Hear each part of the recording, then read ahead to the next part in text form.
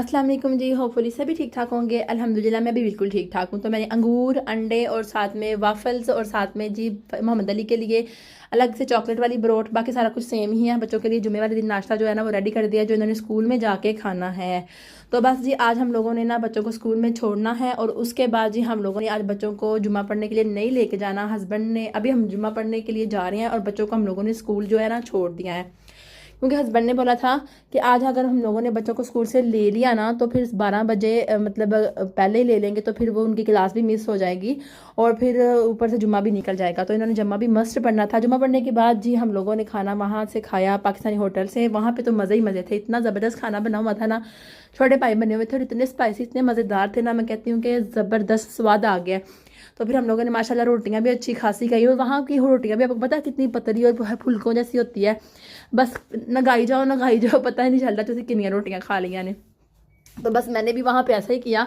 चाहे वहाँ की मैंने नहीं पी कभी, ना ही मैंने कभी इधर दिल में शौक रखा है वहाँ की चाय पीने का, लेकिन हस्बैंड कहते हैं वहाँ पे मिलती है, लेकिन मैंने कभी ट्राई नहीं की। और मुझे तो बस घर की अपने हाथ की चाय अच्छी लगती है, और अगर कोई मज़ेदार से चाय बना के पिला दे तो फिर उसके क्या ही कहने। थोड़ी देर के लिए बस हम लोग गए थे मुल्लन में गई थी पानी लेने के लिए, क्योंकि आपको पता है जब इस तरह की कोई चीज़ खाओ ना आप तो प्यास बहुत ज़्यादा लगती है।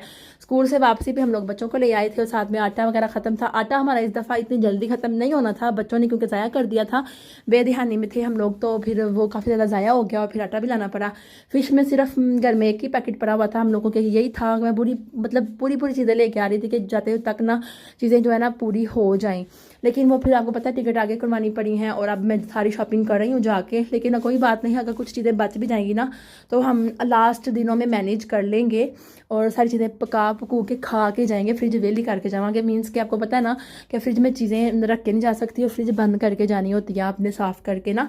तो बस चिकन था, इस तरह की चीज़ें थी, धनिया पुदीना नहीं था घर में, तो मुझे उलझन सी मची हुई थी, क्योंकि मैंने बिरयानी वगैरह जब भी कोई शामी कबाब वगैरह बनाने होते हैं तो पुदीने की चटनी ना बनी हो तो फिर मुझे भी सुकून नहीं आता। किसी को नहीं पसंद सिवाय मेरे और मोहम्मद अली के अलावा चटनी पुदीने की।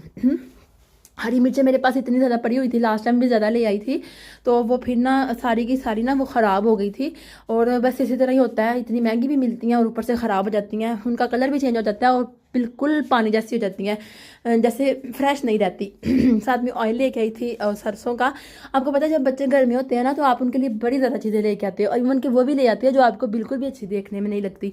तो मैं यहाँ पे मोहम्मद अली के लिए रसगुल्ले के डिब्बे लेके आई थी, साथ में जूस वगैरह लेके आई थी, नूडल वगैरह लेके आई थी। और जब बच्चे आपके साथ गए हो ना तो जब वो किसी चीज़ को हाथ मारते हैं तो हम कहते हैं नहीं नहीं ये नहीं लेनी, वो नहीं लेनी, बस यही लेनी है जो हम लोगों ने तुम्हें लोगों को बोला है, बस इसको ही लाओ करते हैं हम लोग।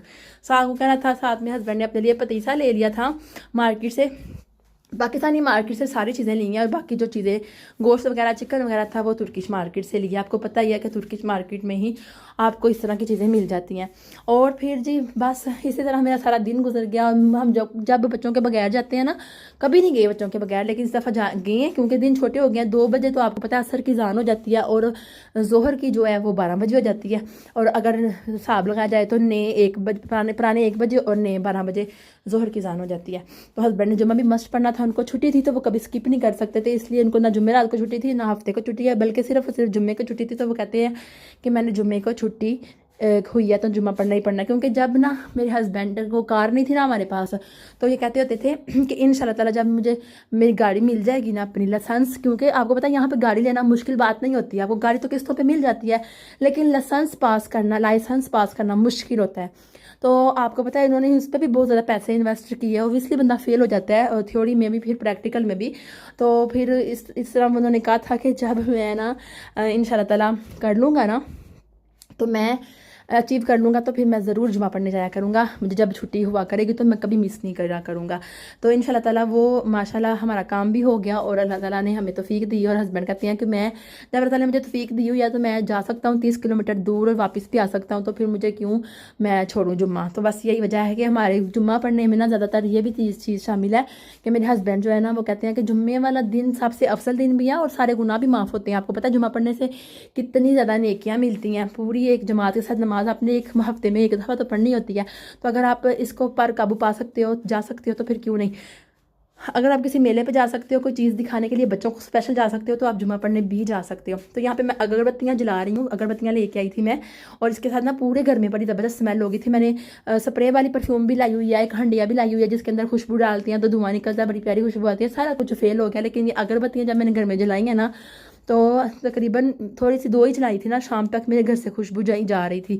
और आप जब भी घर में एंटर होती है ना, तो एक महक सी आती है, पता चलता है कि अगरबत्तियाँ जली हुई थी यहाँ पे। और कितनी ज़बरदस्त सुबह, मतलब पहले मुझे ये अगरबत्तियाँ अच्छी नहीं लगती करती थी, मैं कहती थी कैसा माहौल बना हुआ है घर का, कब्रस्तान जैसी खुशबू आ रही है। उसके अलावा जी ड्रोनी ड्रोनी मुझे फीलिंग होती थी, लेकिन नहीं, अब मैं मतलब मुझे अच्छा लगता है, क्योंकि मेरी एक मतलब अर्बन दोस्त थी मेरी, अभी भी है माशाल्लाह, वो लबदिश में चली गई हुई है, मेन में।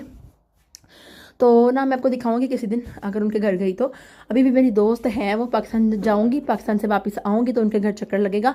अभी भी थोड़े दिन पहले दिन मैं गई भी हुई थी, तो लेकिन मैंने आपके साथ वीडियो शेयर नहीं की, और इंशाल्लाह ताला ज़रूर शेयर करूँगी। आपको पता है, आपने मेरे लास्ट पहले व्लॉगों में देखा होगा, उनके घर हम लोग जाते होते थे, नाश्ता करते होते थे। उसके अलावा ईद की हम लोगों के घर में इकट्ठी उनके साथ ईद होती थी, कभी वो हमारे घर में है, कभी उनके घर में है।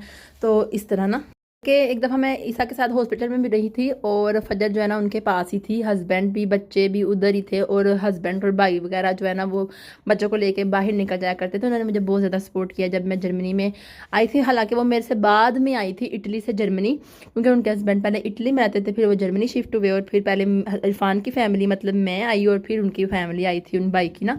तो वो बेसिकली पीछे से मोरक्को के हैं। अच्छा, हफ्ते वाले दिन जो है ना हम लोगों ने आज मीन्स के खाए हैं जी कबाब, वही जो मैं कल लेके आई थी, सीख कबाब।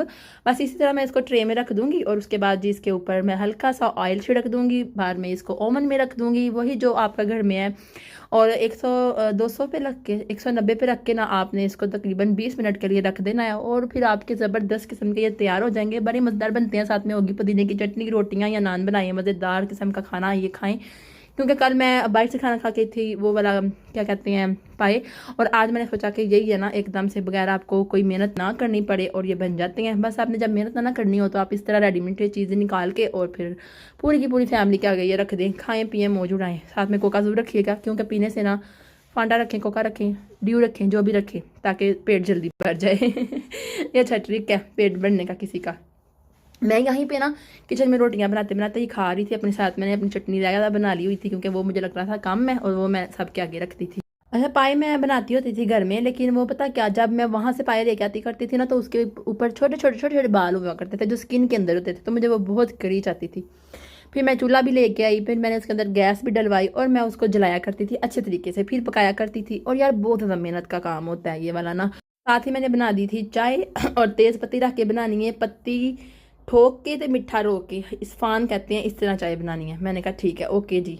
मेरे हस्बैंड की ना सिर्फ हाथ की रोटी ही खाने वाली होती है, और मेरे हाथ की रोटी बिल्कुल भी देखने वाली भी नहीं होती, लेकिन उनके हाथ का सालन खाने वाला नहीं होता ना ही चाय उनके हाथ की इतनी ज़बरदस्त बनती है। कभी तुक्के से बन जाए तो बन जाए। चलें जी, ठीक है, अल्लाह हाफिज़, मिलती हूँ।